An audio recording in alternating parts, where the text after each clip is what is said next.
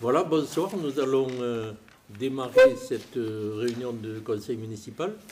Je dois, comme à l'accoutumée, vous donner lecture de l'ordre du jour du précédent conseil que nous avions tenu le vendredi 28 janvier à 20h. dont l'ordre du jour était le suivant.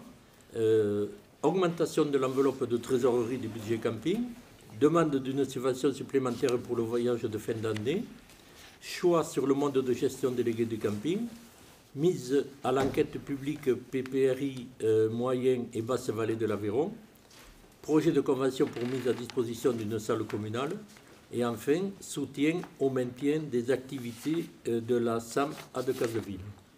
Voilà, et je vous fais passer le pour signature.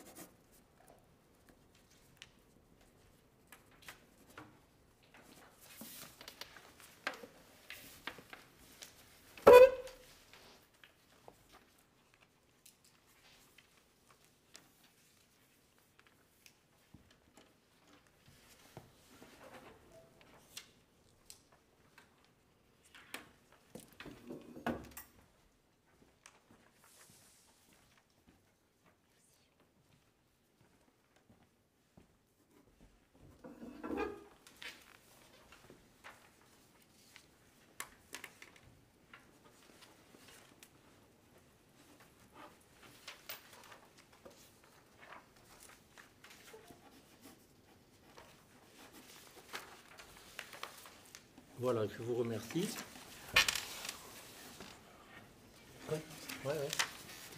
Je vous remercie. Nous allons démarrer la séance de ce vendredi 4 mars. Donc, je dois signaler que M. Alain Andrieux a le pouvoir de Mme Barès Isabelle. Et ensuite, nous sommes tous au complet. Qui veut bien faire secrétaire de séance ? Laurence, merci. Voilà, donc les points à l'ordre du jour aujourd'hui. Nous avons 6 points concernant les finances et budgets. D'une part, approbation des comptes administratifs 2021, budget commune et budget annexe. Approbation des comptes de gestion 2021, budget commune et budget annexe. Emprunt budget camping. Emprunt budget VVF. Plan de financement pour travaux camping-restaurant. Approbation de l'aide DETR et plan de financement pour travaux à la gendarmerie. Ensuite, sur les cimetières, nous allons délibérer sur les conditions et tarifs des emplacements. Marché public, choix d'un titulaire pour le marché triennal d'entretien des voiries. Sur le tourisme, nous avons à débattre d'un renouvellement d'une convention pour l'allocation de la licence 4 à VVF. Sur l'environnement, désignation d'un représentant de la commune auprès des NERCOA. Concernant la culture, les tarifs 2022 SIAP Maison du Gouverneur et concernant la boutique du SIAP. Concernant les associations, choix sur l'adhésion à l'association des maires ruraux. En ressources humaines, recrutement d'un agent saisonnier et d'un stagiaire et d'un agent non saisonnier. Concernant les travaux, 2 points. Déclassement de l'espace situé en domaine public dans le périmètre du bail amphithéotique camping. Et la piscine municipale, approbation des éléments de programmation de la procédure pour le marché de maîtrise d'œuvre. Voilà. En fait, nous allons un peu écourter quelques points à l'ordre du jour, puisque concernant les 2 premiers points, l'approbation des comptes administratifs et l'approbation des comptes de gestion 2021, nous n'avons pas reçu, nous pensions pouvoir les avoir dans la semaine, nous n'avons pas reçu les éléments de la part du TP, de la trésorerie, et donc nous le basculons et nous le porterons à l'ordre du jour du prochain conseil qui se tiendra le 15 avril avec l'examen du budget notamment. Voilà, donc nous passons directement au 3e point qui concerne l'emprunt sur le budget camping et je passe la parole à Suzanne pour nous le présenter. Voilà, donc comme vous le savez, on a déjà fait des avances du budget principal de la commune au budget du camping. Une fois 40 000 euros, une autre fois 60 000 euros. Donc là, il nous semble opportun de pouvoir emprunter 100 000 euros, même si peut-être on n'aura pas besoin de cette somme, mais je vais vous expliquer après pourquoi. Donc, mais par précaution, on a quand même consulté 2 banques, le Crédit Agricole et la Poste. Et à titre indicatif, la Banque Postale n'a pas souhaité faire de proposition sur ce projet. Par contre, le Crédit Agricole nous propose une offre assez intéressante. Donc sur les 100 000 euros, avec un taux de 0,95% sur 15 ans, dont les mensualités seront de 7 035,07 euros par an. Et donc, ainsi, une fois le contrat de prêt signé, la commune disposera d'un délai de 4 mois pour débloquer le montant de l'emprunt nécessaire au financement des travaux.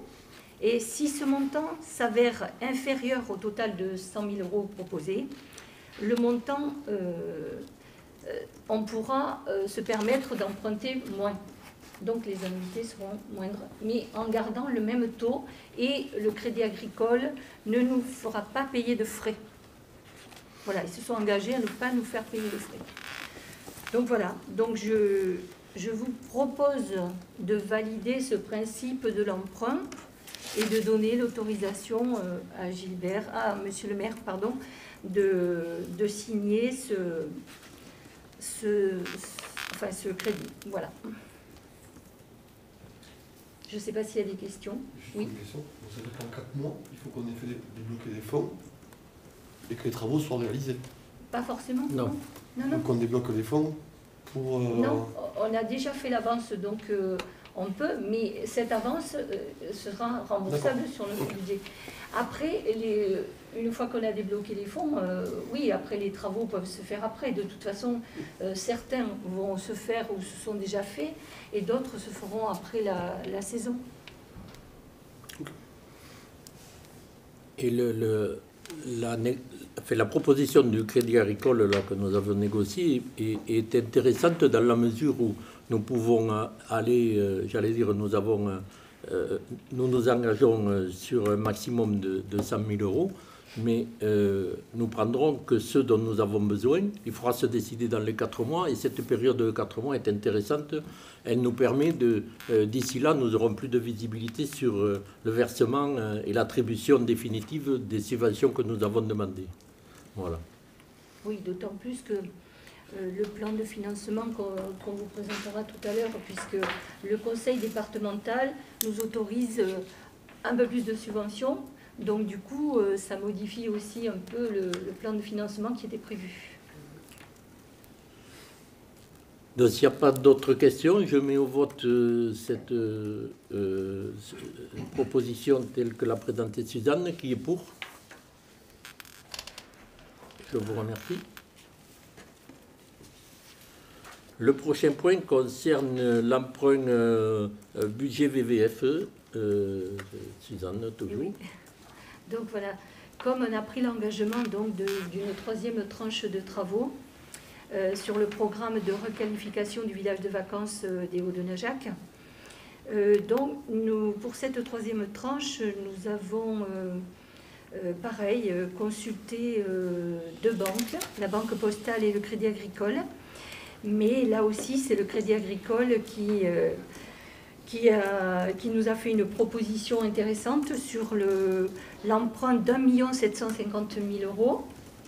Donc, il nous propose un taux de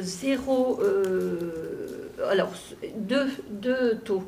Soit un taux de 0,87% sur 13 ans, soit un taux de 0,92% sur 14 ans. Mais comme VVF nous a demandé de ne pas dépasser un montant de loyer, donc le loyer qu'on ne devait pas dépasser est de 138 000 € par an pour cette tranche-là. Et donc ce sera il nous faudrait donc choisir sur 14 ans, donc il faudra prolonger le bail aussi d'1 an, et à 0,92%, ce qui fera un montant annuel de 133 796,09 €. Donc, voilà, à ce titre, je vous demande donc d'approuver ce plan de financement et de donner l'autorisation à Gilbert. Pardon, Suzanne, tu peux préciser la proposition de la Banque Postale que nous avions sollicitée aussi, tu nous en as pas parlé. La Banque Postale, je ne l'ai pas sous les yeux parce que Marie ne l'a pas... Ah si, pardon. La Banque Postale nous proposait un taux de 1,48% à la place de 0,92 ou 0,87 sur... Et sur un montant moindre. Et sur un montant de... Ah oui, d'accord. Et sur un montant... Oui, parce que je n'avais pas vu qu'il manquait le 1. Sur 750 000 € et pas sur 1 750 000. Voilà. Donc c'était beaucoup plus désavantageux parce qu'il aurait fallu faire appel à une autre banque. Juste pour rappel, concernant la tranche 3, le montant total des travaux, bon, j'arrondis un peu, mais c'est en gros 2,5 millions d'euros. Oui. Le niveau de subvention attendu est de 800 000 € et donc nous avons besoin d'un recours à l'emprunt de 1 750 000 € qui, comme l'a dit Suzanne, est remboursé par les mensualités que nous paye le VVF. Et enfin, je ne sais pas ce que vous en pensez, mais personnellement, je pense que la proposition que fait le Crédit Agricole, enfin, il n'y a pas photo par rapport au petit effort, entre guillemets, que peut faire la Banque Postale qui nous prête même pas la moitié ou à peine la moitié de ce dont nous avons besoin. On dépasse les loyers si on le prend sur 12 ans? Alors, sur 13 ans, on dépasse les loyers. On dépasse, oui, parce qu'ils nous ont limité à 138. Donc là, on est en bas à 133 000. Et sinon, on est à 142 000. Oui, enfin, 143, pardon. Parce que 142 950. Une année supplémentaire, du coup, à faire. Bon, oui, voilà.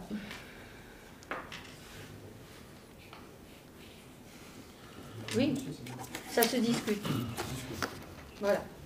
C'est peut-être...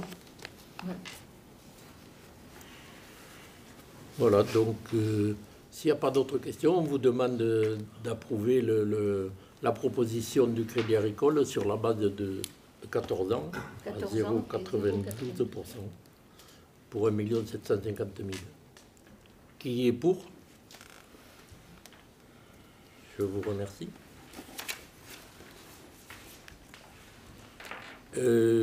Mais toujours Suzanne, tu nous parles, s'il te plaît, du plan de financement pour les travaux de camping-restaurant. D'accord. Bon, ok. Je ne savais pas si c'est moi ou... ou si c'était Charles, mais d'accord. Alors, donc c'est un plan de financement. Hein? Non, d'accord. Voilà, c'est le plan de financement modificatif numéro 3, parce qu'on a déjà fait 2. Donc là, j'espère que ce sera le dernier. Mais bon, c'est toujours pour du plus. Hein, donc, puisque c'est le département qui nous aide en plus, mais ils ont demandé à avoir une lisibilité sur le financement de la région. C'est pour ça qu'on a à le revoter. Donc, voilà, la programmation des travaux. Donc, dans les dépenses, c'est les trappes de désenfumage sur le restaurant, donc qui coûtaient 9 380 €.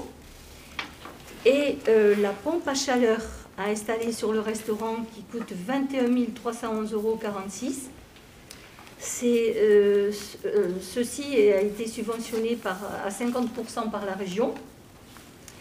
Et après, on a rajouté donc les menuiseries du restaurant du camping pour 11 427,90 € et le tout est subventionné pour 30% par le département. Voilà, c'est un peu compliqué, mais... Et donc le montant total est de 42 119,36 €.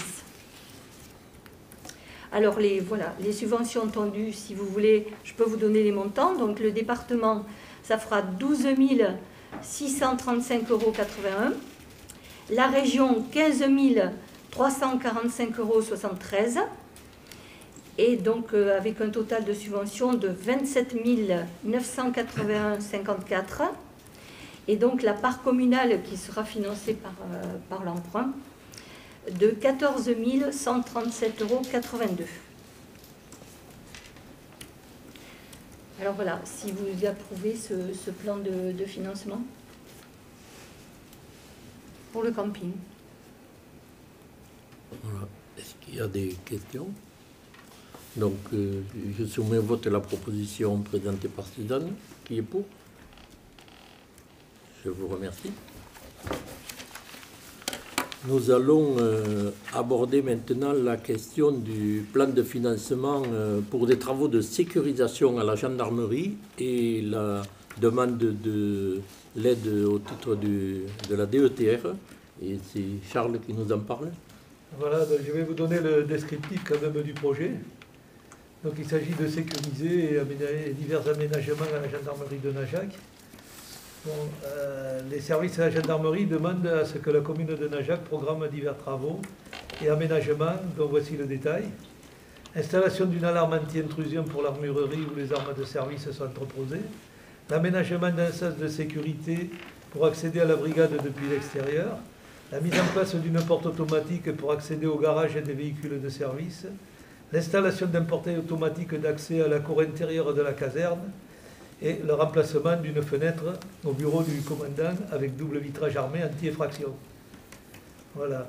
Il est prévu d'intégrer dans le coût prévisionnel du projet d'autres postes de dépenses connexes à la réalisation des travaux programmés. En effet, il conviendra de créer du réseau électrique, des attentes pour prévoir les raccordements nécessaires, l'installation de gaines, etc. Aussi, une marge de 10% sur le coût du projet est intégrée au calcul du coût global, afin de pallier aux aléas techniques et la hausse des prix. Ces travaux sont pour les élus de la commune considérés comme essentiels et prioritaires. Aussi, ils seront assurément engagés et réceptionnés dans le courant de l'année. Il convient en effet de réduire la vulnérabilité de l'accès à la brigade, au moment où la gendarmerie entame une réflexion sur l'avenir des casernements vieillissants en milieu rural. Nous souhaitons donc répondre aux exigences formulées par M. le colonel Yann Fagar en matière de sécurité pour garantir la pérennité de la brigade de Najac. Donc il est à noter que le planning prévisionnel reste cependant incertain. La phase diagnostic amiante avant travaux doit être réalisée, préalablement à l'organisation du planning comme indiqué sur le calendrier de réalisation de l'opération. Il est prévu d'analyser 15 échantillons. Toutefois, le nombre exact de prélèvements ne peut être déterminé à l'avance. Le diagnostiqueur doit visiter les locaux. Les travaux seront ensuite programmés en concertation avec les services de la gendarmerie. Voilà. Enfin, nous pouvons préciser que la gendarmerie classée ERP respecte les obligations d'accessibilité des bâtiments publics. En effet, l'aménagement d'une pente douce avec une rampe extérieure permet l'accès aux personnes à mobilité réduite. Donc le montant de ces travaux s'élève à 30 892,74 €, y compris les 10% pour les aléas techniques. Les subventions que nous espérons, l'État, DETR 40%, le département 25% et Ouest Aveyron Communauté 15%, ce qui ferait un total de subventions de 80%, c'est-à-dire 24 714,19 et la part communale 20%, 6 178,55, ce qui fait un total de 30 892,74. C'est vrai que ces travaux, la gendarmerie les demande depuis février 2020 et que jusque-là, elle n'avait pas eu de réponse vraiment claire. Voilà, donc aujourd'hui, on vous demande de bien vouloir délibérer sur ces travaux à réaliser et les sommes engagées. C'est vrai que c'est des travaux qui sont absolument nécessaires. Nous avons eu d'ailleurs plusieurs visites du colonel Fagard qui aime vraiment, et nous y sommes attachés aussi à la sécurisation de la gendarmerie. Il nous protège, mais il faut qu'ils soient dans des espaces corrects et protégés au regard de leurs propres normes, je dirais. Et donc, ces travaux sont vraiment urgents et pour certains auraient dû être faits bien précédemment. Voilà. Donc, est-ce qu'il y a des questions? Bon, je mets au vote cette proposition de financement des travaux. Qui est pour? Je vous remercie.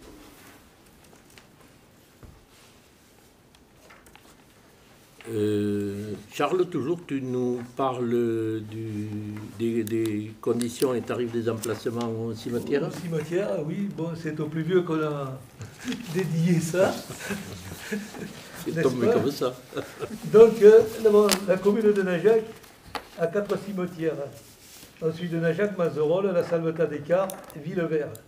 Et un 5e cimetière désaffecté à la Salvetat d'Écart, dont on a l'entretien. Les travaux d'entretien et d'amélioration des cimetières qui ont été réalisés et le coût des fournitures des services apportés justifient de procéder à une révision du tarif des prestations pour ces cimetières. À titre de rappel, au cours des 3 dernières années, divers travaux ont été réalisés, reprise de concessions, création de nossuaires, surcroît d'entretien suite à l'engagement zéro phyto, remise en état, voire réédification partielle de murs de clôture et diverses réparations d'entretien courant, y compris l'eau qu'on met à disposition des gens. Les reprises de concessions ont été et seront réalisées dans le strict respect des procédures définies par le Code général des collectivités territoriales. Elles génèrent pour la commune des dépenses. Enfin, il est précisé que la suppression des taxes funéraires par la loi de finances publiée au journal officiel du 30/12/2020 est entrée en vigueur au 1er janvier 2021, générant des pertes sur des recettes pour lesquelles la commune pouvait délibérer. Vu le Code général des collectivités territoriales, notamment l'article L2223-1 et suivant, considérant que les tarifs proposés prennent en compte les dépenses devant être supportées par la commune, notamment des dépenses d'entretien, d'exhumation, de récupération des restes mortels pour crémation ou dépôt dans l'ossuaire, de dépose de monuments par une entreprise privée spécialisée, mais aussi tous les travaux devant être réalisés préalablement à la revente de la concession. Il est de notre devoir d'anticiper le devenir de ces lieux de repos de nos chers disparus. Dans le cadre de cette restructuration, il ne sera plus attribué de concession perpétuelle, sans préjudice toutefois pour celles déjà attribuées. Donc, nous allons nous retrouver avec 2 types de durée d'attribution pour les concessions qui seront de 30 ans et 50 ans. Donc, dans les concessions, nous aurons des concessions de 2 mètres carrés 20 pour une somme de 180 € pour une concession trentenaire et 2 mètres carrés 20 pour une somme de 300 € pour une concession cinquantenaire. Nous aurons une concession à 3,96 m, c'est-à-dire 2 fois 2 places en superposition, c'est un peu difficile à expliquer, 320 € pour une trentenaire, et pour une cinquantenaire, nous aurons 3,96 m², 2 fois 2 places en superposition, à 534 €. Le mètre carré supplémentaire indivisible sera à 80 € et n'autorise pas une inhumation supplémentaire en pleine terre. Après, il y a un supplément pour les inhumations en chaos, c'est ça les vieux, hein.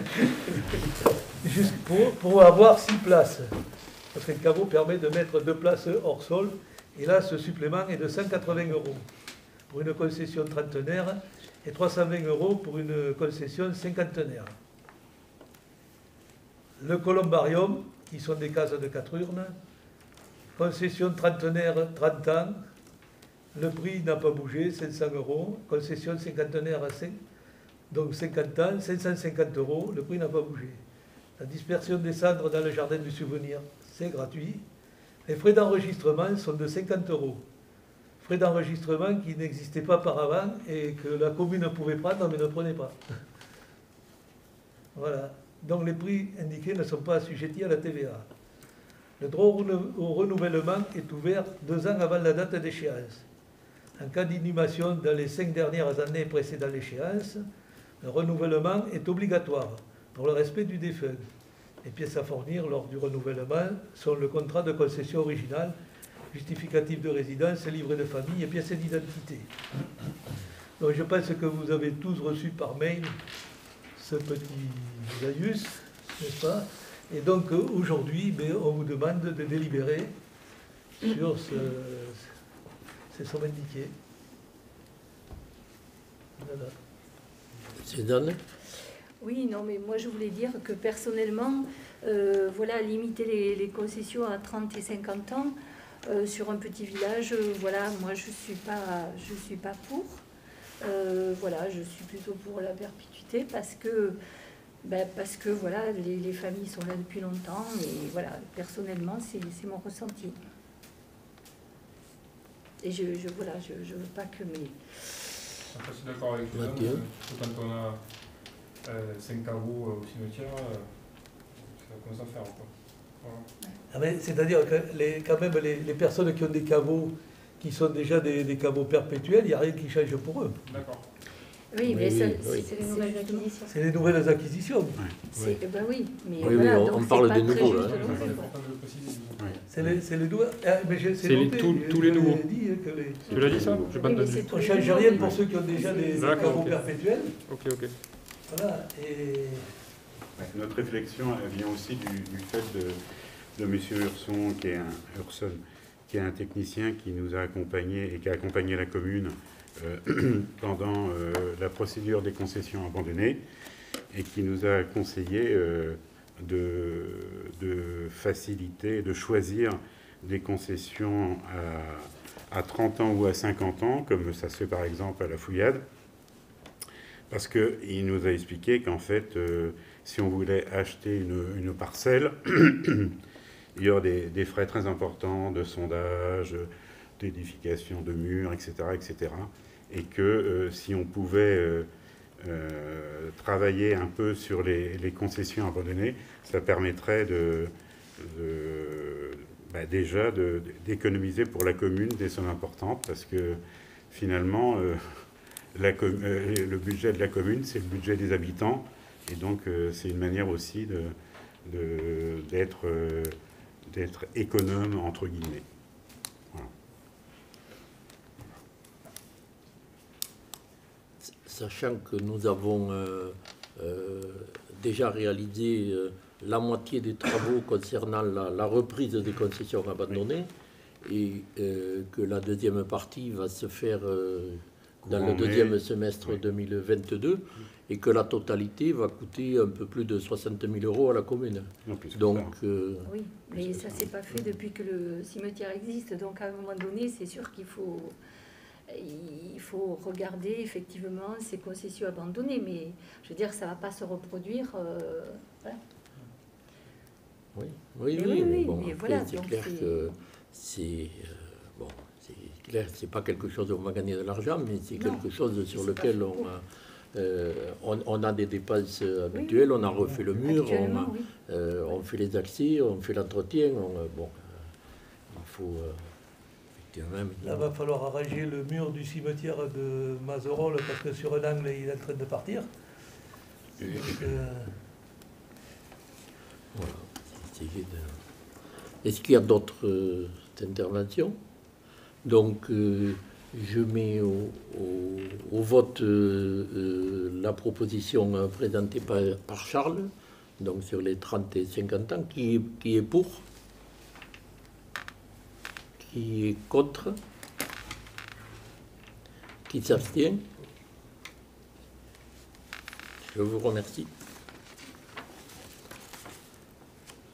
Ensuite, je passe la parole à Pierre-Jean pour nous parler du marché triennal d'entretien de voirie. Oui.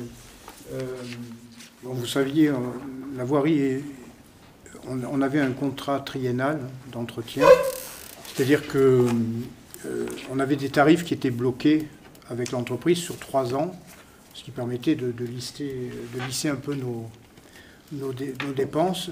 Donc, nous étions arrivés à la fin du contrat triennal. Donc, l'objet de cette délibération est de valider le choix de l'entreprise qui sera chargée d'exécuter le marché public du triennal voirie pour les années, pour cette année, pour 2022, 2023 et 2024. C'est un marché à bon de commande avec un montant annuel minimum de 50 000 € et maximum de 100 000 €. Et généralement, on est vraiment entre les deux, sauf incident particulier. Mais il faut savoir quand même que notre voirie communale nous coûte chaque année entre 50 et 100 000 €. Voilà. On avait lancé cet appel d'offres en janvier. La commission d'appel d'offres s'est réunie en début février, puis il fallait attendre ce conseil municipal pour voter sur la proposition de la commission d'appel d'offres. Donc, cette commission a reçu une sorte de travail qu'on demandait aux entreprises qui candidataient, une décomposition estimative, c'est-à-dire que c'était à peu près ce que l'on pratique chaque année sur notre voirie avec les postes habituels, quoi. Donc on a eu quatre candidats, 4 entreprises. Il y avait ETPL, c'est-à-dire Calme-Jeanne, qui avait le marché jusqu'à présent. Il y a eu Eurovia qui s'est positionné. Il y a Eiffage et Colas.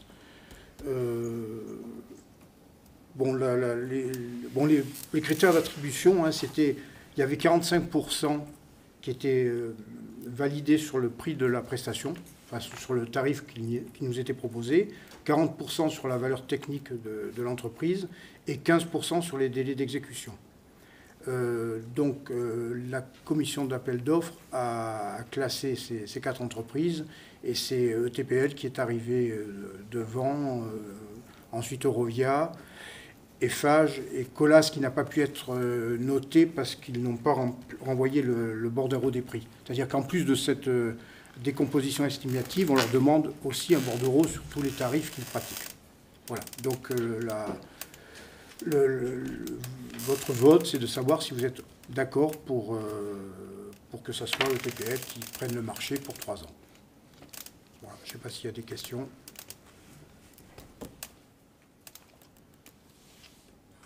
La commission d'appel d'offres a fait son travail. Voilà, c'est sur la proposition de la commission d'appel d'offres. D'accord. Donc, qui valide cette proposition? Qui est pour? Je vous remercie.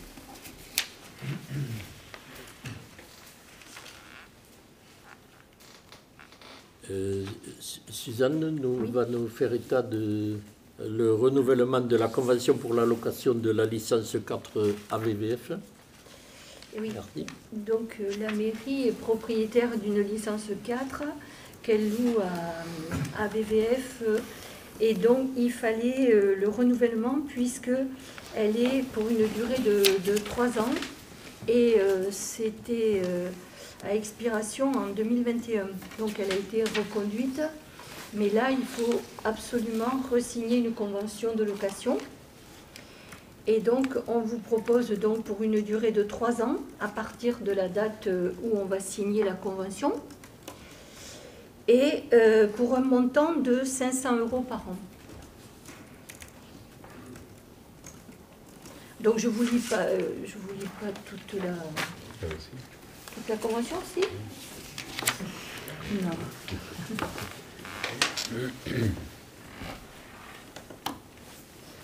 Il n'y a rien de... Et juste une question, pourquoi 3 ans? Eh bien, parce que le service, oui, on pourrait le faire à tacite reconduction, c'est ce qu'on pensait, mais en fait, le service juridique Aveyron Ingénierie nous a dit que non, qu'il fallait la renouveler tous les 3 ans. Voilà. D'accord, c'est une pratique Voilà. normale, plus ou moins normale. Ben, oui, c'est vrai que... Par contre, la personne du service juridique de VVF pensait qu'on pouvait, voilà, par tacite reconduction, mais bon, nous, on avait écouté le service du département. Après, il ne faudra pas oublier, effectivement, au bout des 3 ans, puisque notre bail va jusqu'en 2035, voire 2036, avec VVF. C'est pour ça, oui. On peut faire sur le jour 10 ans. Oui. On en reparlera dans 3 ans. Et voilà, voilà. Donc, on vous propose donc d'accepter D'accord. cette convention. Est-ce qu'il y a des questions? Donc, je mets au vote cette proposition. Qui est pour? Je vous remercie. Voilà. Ensuite, nous avons à délibérer sur la désignation d'un représentant de la commune auprès de Enercoa. Enercoa, c'est la SCIC qui, en clair, qui travaille sur les énergies renouvelables et avec qui nous avons, dans laquelle nous avons pris des parts et sur lesquels et qui vont nous installer, d'ailleurs, on en a parlé lors de précédents conseils, les éléments de photovoltaïque, les panneaux photovoltaïques sur la salle omnisport à la zone de pêche.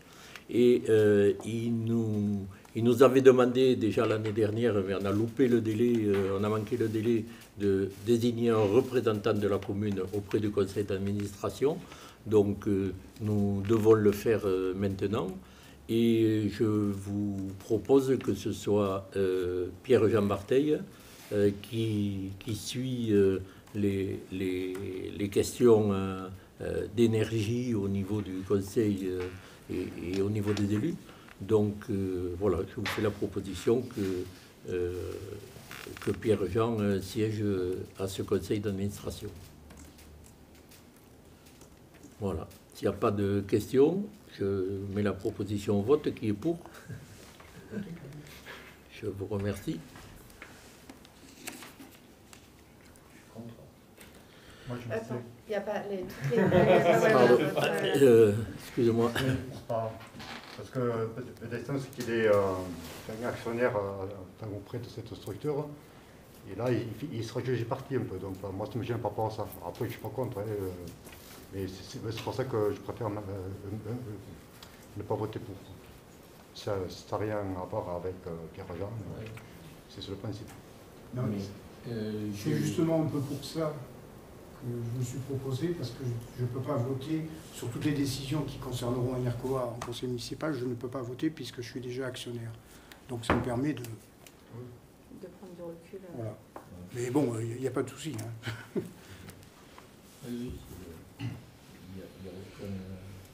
Il n'y a aucun élément illégal dans ce conflit. Tu fais bien de le souligner, effectivement. Et on l'a envisagé comme ça, quoi. Du coup, Claude, je prenais juste les votes. Tu t'abstiens ou bien...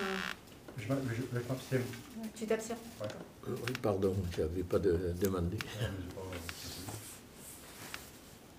Ensuite, Alain va nous parler des tarifs de la boutique de la maison du gouverneur et des tarifs d'entrée aussi, je pense. Alors déjà, je vais vous parler des tarifs, de certains tarifs qui sont identiques à 2021. Donc pour l'individuel adulte, c'est 4 €. Réduit 12-18 ans, étudiants, demandeurs d'emploi, personnes en situation de handicap, c'est 2,50 €. Pour les moins de 12 ans et les résidents de Ajacois, c'est gratuit. Groupe de 10 personnes minimum, c'est 3 €. Atelier petites vacances, c'est 5 €. Et le pass visite office de tourisme maison du gouverneur, c'est 3 €. Nous avons procédé à des modifications. L'atelier été, la maison du gouverneur, passe de 3 à 4 €. Lecture de compte, c'était gratuit en 2021, là ça passe à 2 €. Jeux de société, c'était également gratuit l'année dernière, et là ça passe à 2 €. Il y a quelques nouveautés pour les résidents du VVF, entrée à 3 €. Pour les personnes au camping de Najac, entrée à 3 €. La visite commentée le jeudi matin pour VVF et le camping, 4 € entre le 2 juin et le 29 septembre. Et puis il y a le pass Bastide et Gorge de l'Aveyron qui est à 3 €. Je vais m'arrêter là dans la litanie des tarifs, parce que vous avez tous eu accès à la grille des tarifs 2022 de la boutique de la maison du gouverneur.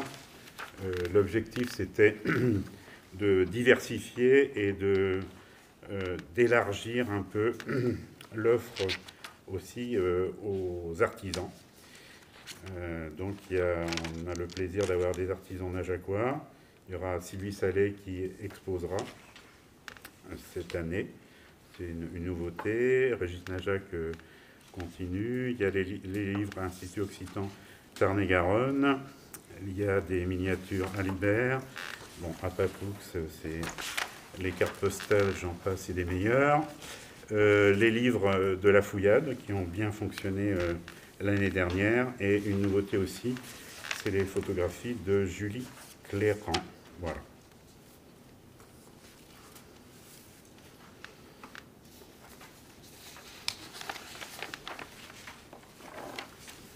Voilà, donc vous avez sous les yeux les 3 pages de tarifs de ces différents éléments-là. Est-ce que vous avez des questions? Non, donc je soumets au vote ces tarifs. Pardon? Je peux le faire. Hein. Si. Ben, j'ai commencé miniature Alibert, pigeonnier. Non? Allez, on va terminer tard sinon. Voilà, donc je mets au vote la fixation de ces tarifs. Qui est pour? Je vous remercie. Voilà, nous avons à renouveler l'adhésion à l'association des maires ruraux. C'est, j'allais dire, une adhésion traditionnellement renouvelée dans la commune. L'association des maires ruraux nous donne de sérieux coups de main sur certains points, que ce soit juridique, sur les questions de ruralité, d'action publique, sur certains dossiers. Ils nous ont bien tenus au courant au fur et à mesure, par exemple tous les vendredis, suite au point hebdomadaire qu'il y avait avec la préfecture sur les questions de la gestion du Covid. Le tarif de l'adhésion est de 86 € au total, décomposé en 56 € pour la cotisation nationale et 30 € pour la cotisation départementale. Voilà, donc je vous demande de renouveler cette adhésion pour l'année 2022. S'il n'y a pas de questions, on passe au vote. Qui est pour? Je vous remercie. Nous allons parler sur les ressources humaines, recrutement d'un agent saisonnier et de stagiaires. C'est pour la maison du gouverneur. Je passe la parole à Alain. Donc, pour la saisonnière ou le saisonnier qui sera embauché, donc il travaillera ou elle travaillera du 2 mai au 6 novembre. Et la stagiaire ou le stagiaire, lui, évoluera du 1er juillet au 30 septembre. Alors, je voulais vous informer aussi des tâches qui seront dévolues aux saisonniers ou à la saisonnière. Donc, il y aura d'abord l'accueil, un accueil physique et téléphonique du public, des renseignements, suivi des réservations, visite commentée, suivi et gestion des stocks de la boutique, aide à la préparation, à l'organisation et à l'ouverture de la maison du gouverneur pendant les 2 matinées d'inauguration des abords, la billetterie, encaissement des recettes, suivi de la fréquentation des visiteurs, des passes, etc. Une médiation culturelle, visite, animation d'ateliers. C'est en lien aussi avec ce que vous venez de voter pour les ateliers. Préparation de l'atelier d'été, préparation des lectures de comptes, préparation des jeux de société, élaboration, participation et conduite d'événements annuels, nuit des musées, le 14 mai, jeux de piste du 31 octobre, journée européenne du patrimoine, animation estivale, etc. Et aussi, elle sera chargée de communication, car nous voulons élargir, nous rendre plus visible la maison du gouverneur, et on va mettre le paquet cette année, donc avec la promotion de la programmation, des animations, du réseau PH et de la maison du gouverneur, gestion et développement des outils de communication, développement des réseaux sociaux, jeux, challenges, création de postes à publier et à transmettre aux offices de tourisme un mois avant l'animation, suivi d'un calendrier de publication, animation sur les réseaux sociaux, Facebook, Instagram, LinkedIn, je n'arrive jamais à le dire, ça. Affichage, flyers, mise à jour des listings, agenda, événements sur d'autres sites de promotion touristique. Préparation des publications à utiliser en hors saison, ce qui est très important, et réalisation d'un calendrier de l'Avent sur le patrimoine à publier en décembre, etc., etc. Voilà ce que j'avais à vous dire.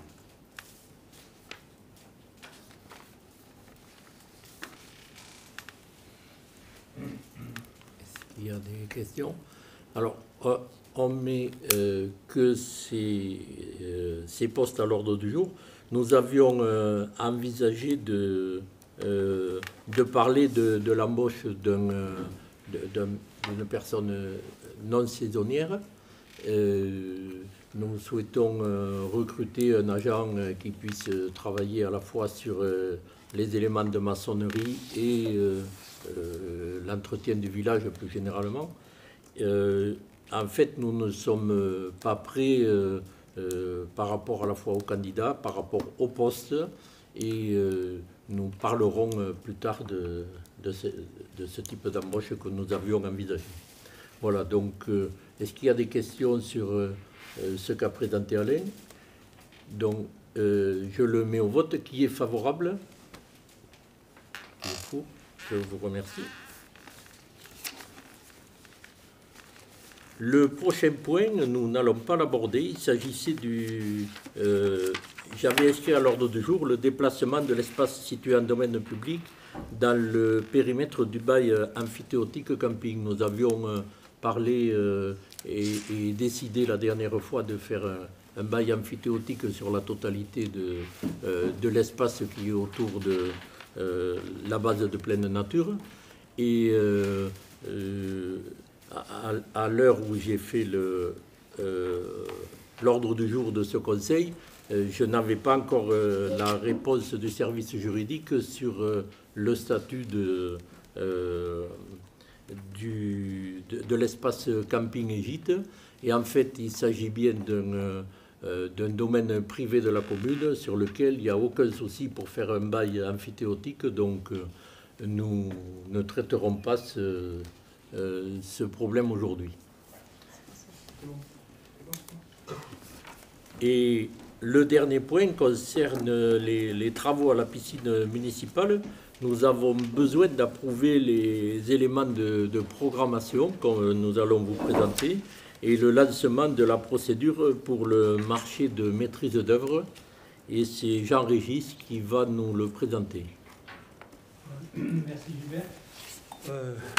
Même si les précédentes questions ont été traitées rapidement, je sais que cette question arrive en fin de conseil et je vais essayer d'être assez concis et de ne pas vous imposer la présentation in extenso du dossier que nous avons travaillé. Ce dossier a été travaillé en collaboration avec Madame Rouby. Alors voilà, on va attendre que la machine se mette en route puisque on va s'appuyer sur un diaporama qu'a préparé Aveyron Ingénierie. Si on arrive à... Voilà. Très bien. Et vous avez en votre possession ce document qui rappelle le bilan financier prévisionnel de cette opération. Donc pourquoi des travaux à la piscine de Najac? Je rappelle que cette piscine a été ouverte en 88, je crois, donc ça sera la 35e année de fonctionnement. C'est une piscine qui... tu peux passer sur la deuxième slide. C'est une piscine qui a été entretenue par nos équipes, qui tous les ans a fait l'objet de révisions. Certaines années, les équipes d'ailleurs ont fait de véritables exploits pour arriver à la maintenir en fonctionnement. Aujourd'hui, elle est très vétuste, parfois inconfortable. Elle peut être limite en matière d'entretien, en matière de sécurité du personnel. Enfin, le personnel ne travaille pas dans de bonnes conditions. Donc, l'idée de ces travaux, c'est d'abord offrir un équipement de qualité pour une clientèle qui est essentiellement estivale, proposer des activités ludiques, récréatives, être un petit peu plus moderne. Donc pour le personnel de surveillance, les agents d'entretien et d'accueil, avoir des meilleures conditions de travail et améliorer la protection de la santé et de la sécurité. Et pour la commune, en général, satisfaire l'ensemble de ses utilisateurs. Augmenter les fréquentations, c'est ce qu'on espère tous. Et par-delà, augmenter les recettes de fonctionnement et aussi maîtriser les dépenses de fonctionnement, donc sur les produits, sur l'eau, l'électricité, etc.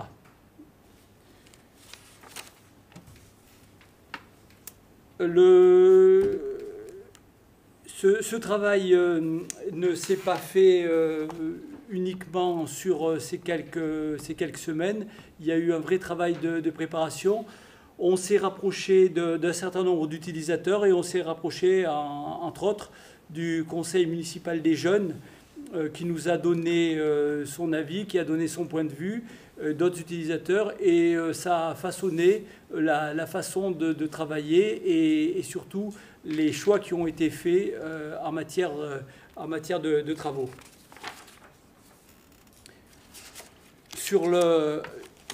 Je vais assez vite, mais c'est vrai que vous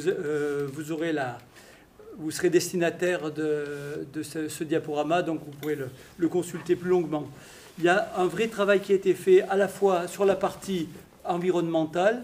On est quand même sur une zone qui est visible à partir du château, dans un site classé, sur la qualité économique. On veut que cette piscine nous rapporte un peu plus et nous coûte un petit peu moins, sur la qualité technique, sur la qualité d'usage donc destinée à la clientèle, sur sa qualité architecturale et paysagère.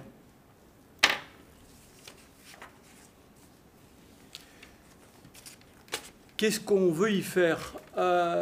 On veut d'abord rénover les parties bâties, donc accueil, maître nageur, infirmerie, rangement, les espaces extérieurs. Aujourd'hui, on travaille dans des conditions et on accueille le public dans des conditions un petit peu compliquées.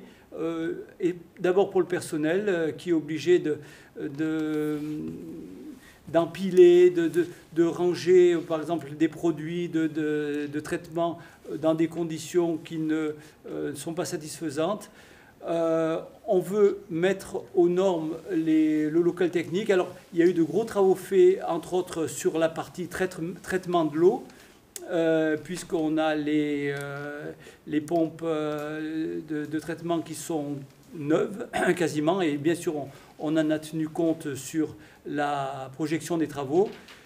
On veut proposer une offre plus ludique, alors essentiellement en ce qui concerne des jeux d'eau pour les enfants, dans la pataugeoire et également sur les plages.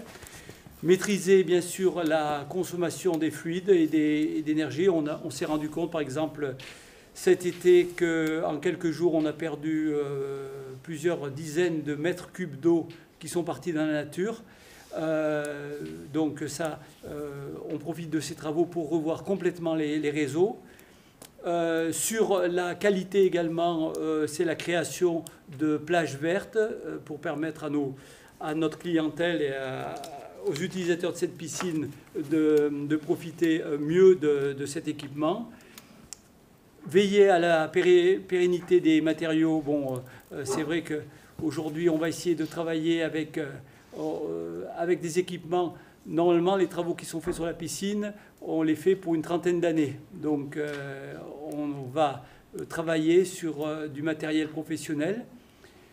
Et puis définir une organisation et un phasage des travaux compatible avec le maintien du fonctionnement. L'idée, c'est de ne pas fermer la piscine, c'est-à-dire de réaliser les travaux à partir de la fermeture qui est programmée toujours aux alentours du 8 ou 10 septembre et de pouvoir réaliser ces travaux à la réouverture de la piscine.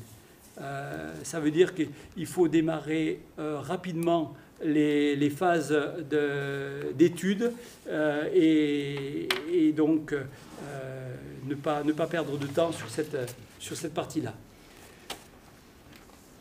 Sur les besoins à satisfaire, eh bien, on part quand même sur près de 3000 mètres carrés d'interventions. Alors, vous avez la liste de ces interventions et des ouvrages à réaliser ou à transformer. Un petit peu plus loin, vous le verrez, on va parler argent et budget. Donc, on va intervenir sur les bâtiments, accueil, vestiaires, etc., sur les rangements. Donc, ça représente 750 mètres carrés. Sur le grand bassin et la fosse à plongeon. Alors, un rappel là-dessus, on avait à un moment imaginé supprimer la fosse à plongeon. C'est vrai que c'était un petit peu l'orientation que nous donnait Aveyron Ingénierie et Madame Rouby, parce que aujourd'hui, il semble que ça soit moins la mode et qu'on s'oriente plus vers des toboggans, des pentaglisses, des choses comme ça. On s'est rendu compte que d'une part, il y avait une demande forte des utilisateurs actuels et des jeunes utilisateurs actuels sur cette fosse de plongeon et que c'était la seule existante sur la région. Il n'y a pas d'autre exemple sur la région. Donc, on a décidé de maintenir cette fosse à plongeon en sachant qu'il faudra qu'on obtienne pour la maintenir et pour la rénover des dérogations, puisqu'elle ne présente pas aujourd'hui, elle ne répond pas aux normes qui ont été édictées depuis la création de cette piscine. Donc la réparation des goulottes, petits et grands bassins et pataugeoires, on a des problèmes de transfert d'eau traitée vers les eaux pluviales. On a parlé de plages extérieures, puisque là on est sur des revêtements en béton, pavés autobloquants qui se désolidarisent, qui sont très difficiles en entretien, donc avec des pousses d'herbe entre les pavés, qui sont dangereux parce qu'ils se désolidarisent, donc il y a des éléments saillants. Donc on déposerait cet ensemble pour un revêtement béton coloré. Création d'un solarium gazon, on en a parlé tout à l'heure, avec bien sûr pédiluve et douche de séparation, aire de jeu d'eau, alors ce qu'on appelle les jeux secs, donc qui se tiennent sur les plages et éventuellement de jeux gonflables. Là, c'est pour améliorer l'attractivité pour le jeune public. Plantation de plage et solarium donc par des jardinières avec un arrosage automatique. Le traitement de l'eau, ça c'est quelque chose d'important. Même si on a fait de gros travaux, on doit vérifier toutes les étanchéités des réseaux et rénover éventuellement. Un appoint pour l'eau chaude sanitaire d'une moquette solaire qu'on mettrait sur le solarium existant. Ce solarium aujourd'hui n'est absolument pas utilisé, il n'est d'ailleurs pas accessible, et on déposerait sur ce solarium une moquette solaire qui permettrait l'apport d'un renfort pour l'eau chaude sanitaire et divers objets, dont une potence de mise à l'eau pour personnes à mobilité réduite, parce que aujourd'hui la piscine n'est pas accessible au PMR, ce qui est dommage d'ailleurs, parce que tout l'ensemble de la piscine est accessible, accueil, vestiaire, plage, mais il n'y a pas de mise à l'eau. Et donc ça empêche les personnes PMR d'avoir accès à cette piscine. Et puis la création d'un plongeoir. Alors aujourd'hui on a un plongeoir à 1 mètre et un plongeoir à 3 mètres. On mettrait en intermédiaire un plongeoir à 2 mètres, mais sous forme de planche, ce qui permet de réaliser des prouesses et qui normalement répondrait à l'attente du jeune public en particulier. Il y a également une option qu'on n'a pas rejetée pour le moment, mais qu'on a vraiment laissée en option, qui serait la création d'une ombrière. Alors à la place de la zone où se trouvent les panneaux solaires, donc on créerait une ombrière recouverte évidemment de panneaux solaires. Là, vous avez le projet présenté, donc c'est un investissement d'un peu plus de 300 000 euros pour une production de 124 000 kW, pour un chiffre d'affaires sur 20 ans de 334 000 euros. Alors, c'est vrai que c'est un coût net pour la commune de 73 000 euros, mais la projection est faite sur 20 ans et Aveyron Ingénierie, Madame Rouby, nous dit que c'est un type d'équipement qui est prévu pour travailler une trentaine d'années. Oui, Gilbert? Oui, tu as dit là où se trouvent actuellement les panneaux solaires, c'est les panneaux thermiques qui ne fonctionnent pas. Oui, pardon, les panneaux thermiques, oui. C'est vrai que... Enfin, ils sont solaires quand même, puisqu'ils sont censés... Oui, mais pas au sens où on l'entend aujourd'hui. Voilà, c'est pas des panneaux photovoltaïques, c'est des panneaux solaires thermiques qui étaient censés produire de l'eau chaude sanitaire et qui ont fonctionné, je crois, mais difficilement, et qui n'ont jamais été vraiment mises en œuvre. Parce qu'il n'y avait pas de régulation, donc ça chauffait trop quand ça chauffait. Voilà, et pas le reste du temps. Ça serait couplé avec les panneaux photovoltaïques sur l'ombrière du parking? Oui, alors l'idée c'est de faire une ombrière parking qui là n'a rien à voir avec l'eau chaude sanitaire. C'est-à-dire qu'on c'est des panneaux photovoltaïques, on produit de l'électricité qu'on vend à EDF. Donc voilà. C'est vraiment, je le redis, une option qu'on a étudiée. Aveyron Ingénierie nous dit ne la rejetez pas d'emblée, mais ça... J'allais dire que c'est vraiment un élément à part des travaux de la piscine. Sur les investissements, puisqu'il faut bien en parler, hein, on a donc un total de travaux hors cette partie ombrière hein, qu'on a vraiment mis en option. On a un total de travaux hors taxe de 705 000 euros. Donc là, vous avez le décompte sur ce tableau. En gros, tout ce qui est les travaux tout corps d'État, donc pour 596 000 euros. Ensuite, on a la partie bassin, accueil, tout ce dont on a parlé. Le générateur, on l'a mis pour mémoire. Les provisions aléas pour imprévus, ça, on sait que malheureusement, on peut difficilement y échapper. L'assistance à la maîtrise d'ouvrage, alors Aveyron Ingénierie l'a mis pour mémoire, et je ne sais pas si je l'ai dit en préambule, mais tout le travail qui est fait par Madame Rouby de Aveyron Ingénierie est à titre gratuit, enfin gratuit. Ça fait partie des missions d'Aveyron Ingénierie.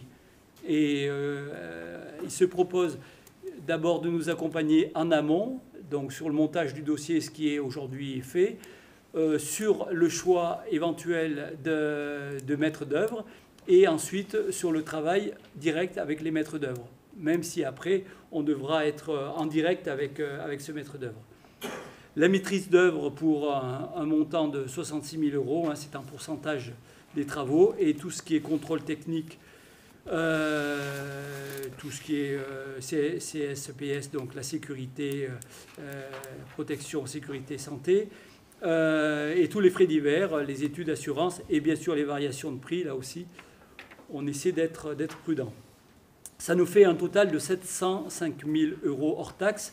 Là-dessus, on espère des subventions. Alors on a fait le tour des subventions. On serait sur un montant d'environ 40% de subventions, ce qui laisserait à la commune un reste à charge de 420 000 euros, ce qui représente une somme importante. Il y a un travail qui a été fait ensuite sur le timing de ce marché. Donc la publication de l'avis de consultation, donc on ouvre large pour un appel à candidature. L'idée, c'est d'ouvrir le plus large possible et de choisir 3 candidats, parce que on espère limiter le nombre de candidats, ce qui nous permettrait de travailler plus simplement. La première difficulté qu'on voit dans cet appel, c'est que c'est un projet qui est important pour les entreprises locales et qui est très petit pour les entreprises régionales ou nationales. Donc ça va être un petit peu compliqué de trouver des entreprises et un maître d'œuvre qui soit en adéquation avec nos attentes. Toujours est-il que après la publication donc, de l'avis de consultation, on ferait un choix une commission se réunirait pour désigner 3 concurrents. Ces 3 concurrents seront rémunérés sur une base de 3 500 euros par dossier, parce que ça permet, ça demande quand même là un gros travail d'ingénierie, et donc c'est normal de rémunérer ces dossiers. Ensuite, eh bien, un travail pendant un mois de réunions, questions-réponses et visite du site. Une réunion de la commission, l'audition des 3 concurrents. Et ces 3 concurrents, eh bien, on en parlera après, mais on va à la fois les juger sur l'architecture, sur la qualité architecturale, la qualité fonctionnelle, les qualités techniques et la qualité économique du projet. Ensuite, établissement de l'offre, délibération du conseil municipal sur le mois 5, finalisation et signature des marchés. Donc ça permettrait, ce timing, de ne pas fermer et de ne pas fermer l'établissement, la piscine, et d'en permettre l'exploitation sur les périodes estivales. Voilà, vous avez sur la slide suivante l'explication sur cette passation de marché limitée à 3 candidats, hein, parce que ça permet vraiment de travailler sur des gens qui sont motivés, qui correspondent à nos attentes. Donc, ce qu'on leur demande vraiment, au départ, c'est une esquisse. Hein. Il y a vraiment un premier travail d'esquisse. Et ensuite, à partir de là, eh bien, ils sont amenés à avoir une véritable étude du projet. Les 3 candidats retenus. Bien sûr, cette partie-là, ce travail-là, sera fait en collaboration avec Aveyron Ingénierie, hein, qui ont les capacités à nous aider dans ce projet. Vous avez sur ce document-là le rappel des différents coûts, et donc vous avez sur la première ligne la tranche ferme, la tranche optionnelle, le total, et vous avez d'abord toute la partie technique, et ensuite eh bien, toute la partie honoraire, donc la maîtrise d'œuvre, le contrôle technique, les CSPS, et donc sachant que l'assistance à la maîtrise d'ouvrage est prise en charge par Aveyron Ingénierie. Une question. Une question. Du coup, je trouve que ça fait beaucoup, quand même d'argent pour une piscine. Et est-ce qu'il n'y a pas une deuxième pensée ou une autre option de faire autre chose peut-être qu'une piscine? Parce que je trouve qu'on est quand même un des seuls villages aujourd'hui à avoir une rivière qui passe chez nous, et on n'est toujours pas capable d'aménager des bords de l'eau et de faire quelque chose dans un autre... Parce que là, on va mettre de l'argent, je veux dire, dans une piscine. On regarde cette année le pass sanitaire, la piscine, ça a été un fiasco complet. Je veux dire, pour faire entrer du monde, pour faire machin, Donc, qui nous dit que dans quelques années plus tard, ça va pas être le même problème un peu partout. Bon, on prend en Ajac les vacances un peu vertes mises à la campagne. Pourquoi remettre autant d'argent là-dedans, alors que peut-être une deuxième option est peut-être envisageable et peut-être moins cher, je veux dire, et même qui puisse nous permettre de gagner de l'argent. Je prends un exemple, le lac de Parisot, c'est 2 € l'entrée par jour. Vous allez en plein été, c'est blindé. C'est blindé en permanence. Donc, alors c'est vrai que c'est une option sur laquelle on a réfléchi. Alors d'abord sur le coût, il faut savoir que les premières estimations de Madame Rouby étaient entre 1,2 million et 1,6 million. On a passé notre temps avec la commission qui a travaillé sur ce dossier à demander à réduire les coûts, à en faire le minimum, parce qu'au départ c'était quasiment un parc aquatique, et aujourd'hui on est arrivé sur ce montant de 700 000 € qui est vraiment le minimum à faire. Alors c'est vrai qu'on peut réfléchir sur le fait de l'intérêt d'une piscine. C'est vrai qu'il y a d'autres exemples comme la Guépie sur le Vior, comme le lac de Parisot. Je rappelle qu'ils ne sont pas exempts de risques, puisque par exemple sur la Guépie, dès cette année, ils ont eu plusieurs jours, voire plusieurs semaines de fermeture pour des problèmes de pollution. C'est arrivé aussi au lac de Parisot, hein, puisqu'ils ont eu, je crois, toute une année sans baignade. À cause des problèmes de pollution. C'est des risques que dans une piscine, on arrive à mieux maîtriser. Après, on a cet équipement qui existe. La réflexion, c'était de se dire, qu'est-ce qu'on fait de cet équipement? Aujourd'hui, on ne peut plus le faire fonctionner en l'état. Il n'est plus aux normes. On peut imaginer mettre 20, 30, 40, 50 000 € tous les ans pour arriver à le maintenir et se retrouver dans 5 ou 6 ans avec un équipement qu'on sera obligé de fermer et sur lequel on aura mis 200 000 €. Donc c'est vrai que c'est une option. Aujourd'hui, on est parti sur une option de maintenir l'existant, le patrimoine de la commune. C'est certain qu'aujourd'hui, on ne construirait sûrement pas une piscine si elle n'existait pas. Quoi. Oui, monsieur. Quelles sont les dépenses de fonctionnement annuelles totales de la piscine? C'est une colle, mais... C'est quand même un peu la base tout à fait. De la réflexion. Il faut savoir qu'aujourd'hui, la piscine... Et les recettes, tu ne les connais pas non plus? Non, mais la piscine... Alors, ce qui serait intéressant, j'ai envie, c'est de... Quand on travaille sur ce genre de dossier, je pense aussi établir un prévisionnel, parce qu'il y a l'année dernière, on a ensemble ciblé le prix de l'entrée, et je pense que ça aurait été intéressant, vu que tu as commencé la présentation, en gros en disant on va essayer de moins perdre d'argent et d'en gagner un peu plus. Ça aurait été intéressant d'avoir un complément prévisionnel. Là c'était... ce soir, on travaille vraiment sur la partie travaux. On a commencé à travailler, on a travaillé également sur le fonctionnement de la piscine. On en parlera puisqu'on a choisi d'augmenter les prix. Il faut savoir qu'aujourd'hui, cette piscine doit, à la louche, nous coûter 40 à 50 000 euros par an. Donc, même si on multipliait le prix d'entrée par 3, on n'équilibrerait pas. C'est un équipement qui, comme tous les équipements de ce type, coûte de l'argent.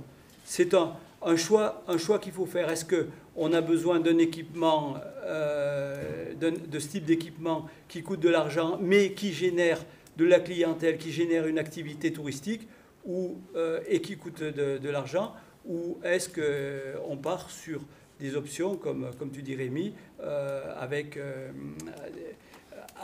des équipements, des installations au bord de l'eau, ce qui techniquement serait un petit peu compliqué, hein, Pierre-Jean.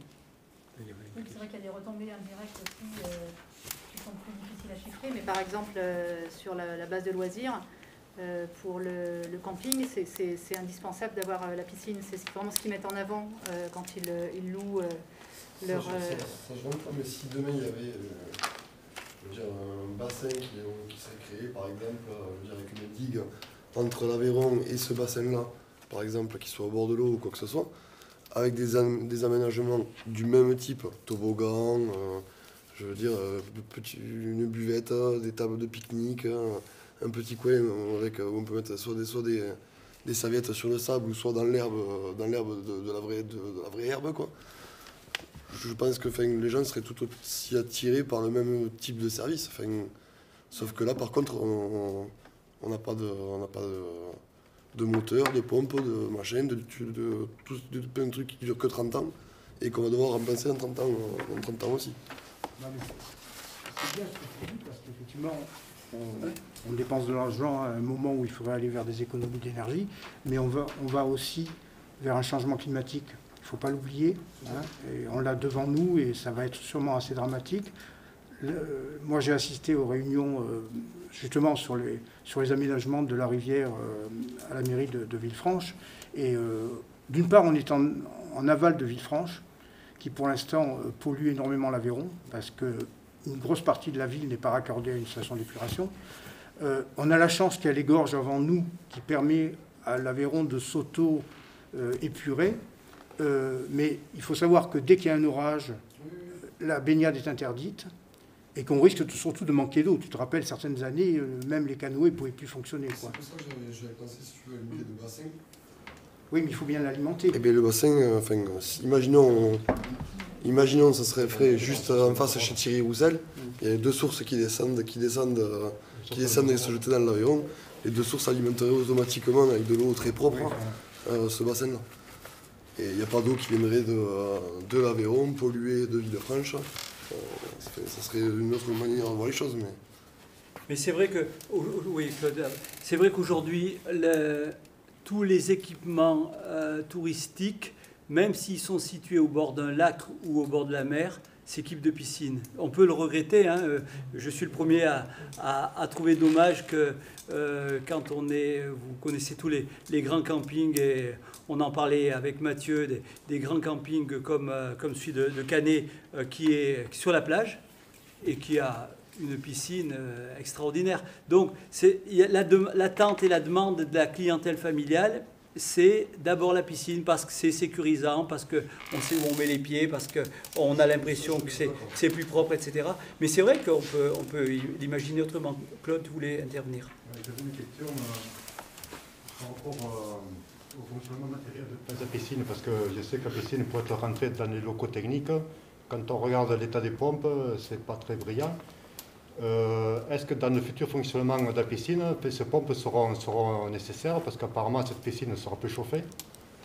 Et est-ce que ces pompes, si elles sont nécessaires, est-ce qu'elles ont été prévues d'être renouvelées? Parce que là, on repart sur 30 ans, ben, il ne faudrait pas que ces pompes, dans quelques années, nous lâchent et qu'on soit obligé de repartir dans des investissements et tout ça.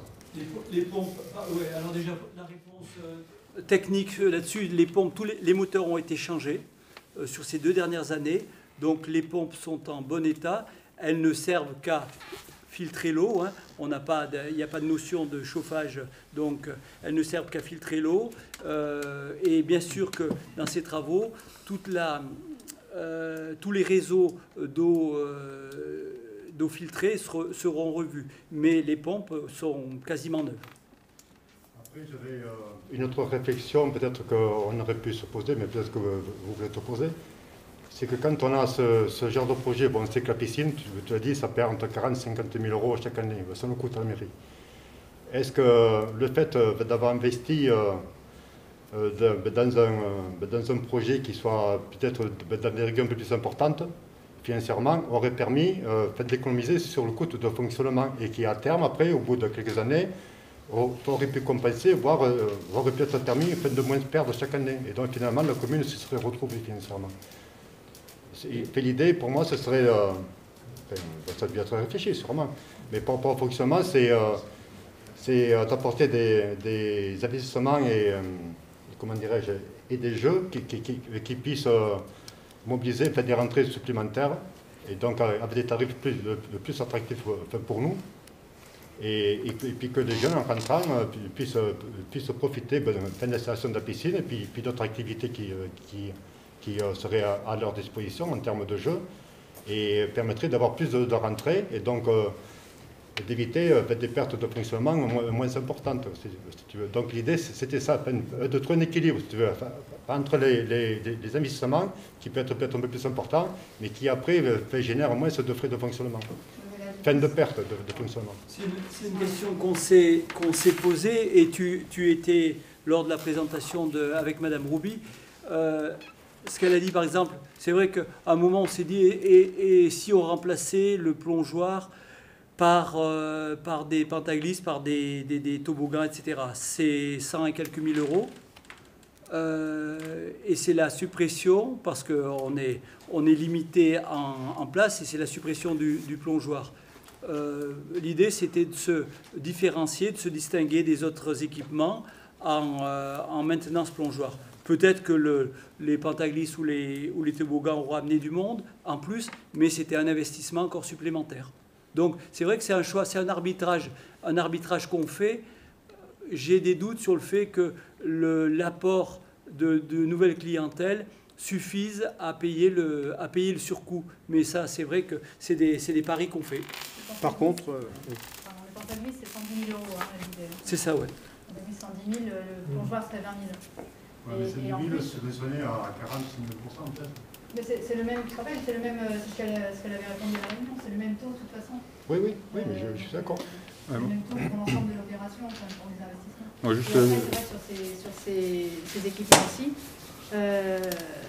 que ce soit les maîtres nageurs, les personnes qui ont travaillé à la piscine depuis plusieurs années aussi, hein, depuis tout ce temps, les personnes qui gèrent la piscine, etc., ont vraiment, à l'unanimité, disent que ces plongeoirs, ils attirent des jeunes qui ne vont pas... voilà, Mais là, moi, je ne parle pas du plongeoir spécialement. Hein. Du plongeoir, bon, on dit que c'est vraiment indispensable parce qu'il est par ailleurs. Après, pourquoi pas, hein. Bon, après, de 3 mètres, on passe à 2 mètres, mais après, pourquoi pas. Mais après, on aurait pu avoir des aménagements de jeu qui auraient pu être faire un triangle. Voilà. C'est prévu dans le... Ce qu'il appelle les jeux d'eau, jeux secs. Petit bassin, un plongeoir, il y aurait mais après, bon, des aires de jeux gonflables. Voilà. Y compris justement sur une aire qui permettrait aussi d'occuper l'espace emmerdé qui va jusqu'à la rivière. Voilà, faire une petite plage un peu équipée, où ce serait possible aussi de pique-niquer pour y passer la journée, etc. C'est juste pour finir, on est tous d'accord que la piscine a besoin d'être rénovée, ça c'est une certitude, ça fait très longtemps qu'on le dit. C'est juste, voilà, si la prochaine fois on peut avoir une étude un peu plus précise par rapport, parce que je ne suis pas sûr de l'investissement par rapport aux retombées économiques directes et indirectes. Enfin, voilà. Après, si derrière on a peut-être retravaillé sur le prix de l'entrée, même sans faire un prix préférentiel, je ne sais pas, pour les habitants, voilà, travailler sur quelque chose d'un peu plus précis, parce que c'est vrai que ça va impacter quand même. Et encore une fois, pour y être allé souvent, on va encore investir beaucoup pour le tourisme, parce que c'est vrai qu'il y a beaucoup de touristes qui utilisent la piscine, et c'est encore de l'investissement des nageaquois, quoi. Donc voilà, c'était un peu ça. Si on pouvait avoir un peu plus de précision là-dessus, ça serait bien. Et on espère à chaque fois qu'on fait des investissements en direction du tourisme, on espère en avoir des retombées. Et tu étais lors de la présentation par VVF là, des retombées. C'est vrai qu'ils nous ont donné des éléments, des retombées économiques que générait l'activité touristique sur la commune. Après c'est des choix. Pierre-Jean l'a dit. Aujourd'hui, si on avait le choix, si on n'avait pas de piscine et si on avait le choix de créer un équipement, je crois qu'on ne partirait pas vers cette option-là. Si on perd 50 000 euros chaque année, et que ça fait 30 ans qu'on perd 50 000 euros chaque année, moi, quand je vois la fréquentation de la piscine, bon, c'est quand même pas que pour les touristes, forcément, il y a beaucoup de nageaquois qui l'utilisent. Mais je crois que ce qu'il faut voir, moi j'entends tout ce que vous dites, effectivement, mais je crois qu'il faut voir que là, il s'agit en fait d'une esquisse. Il fallait qu'on parte sur une base, comme l'a dit Pierre-Jean. Là, c'est la troisième mouture, Jean-Régis, pardon, c'est la troisième mouture sur le plan financier. On a essayé de réduire la voilure au maximum par rapport à faire pour faire les rénovations qui sont absolument nécessaires, tout en ayant un équipement qui soit quand même bien valorisé. Mais aujourd'hui, il faut qu'on voit que nous ne sommes pas sur des décisions budgétaires ni d'équipement. C'est une esquisse en fait qui est faite et qu'on vous présente aujourd'hui. On ne vous demande pas de vous aujourd'hui, moi, je ne vous demande pas de décider ni sur des éléments structurels, ni sur un point de vue financier, mais uniquement de nous permettre de consulter, de valider la programmation et de faire les appels d'offres pour la consultation des maîtres d'œuvre. Et ensuite, on aura bien entendu ce débat. Bon, le groupe de travail sur la piscine va continuer à affiner les choses. Et on travaillera ensemble sur effectivement tout ce qu'on peut faire, bien entendu dans le cadre du budget qui nous est imparti.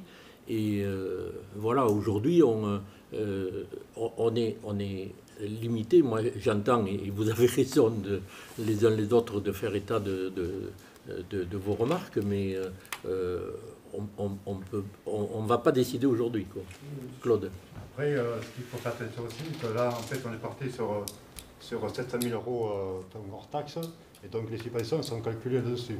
Si demain on s'aperçoit que ces travaux, par rapport à la conjoncture actuelle, si ces travaux nous reviennent bien plus cher, c'est là qu'il faudra bien faire attention, parce qu'on sait qu'on se passe quand on fixe un prix de départ, et quand on voit ce que ça coûte à la fin, des fois on a quelques surprises, donc c'est là qu'il faudra peut-être être vigilant.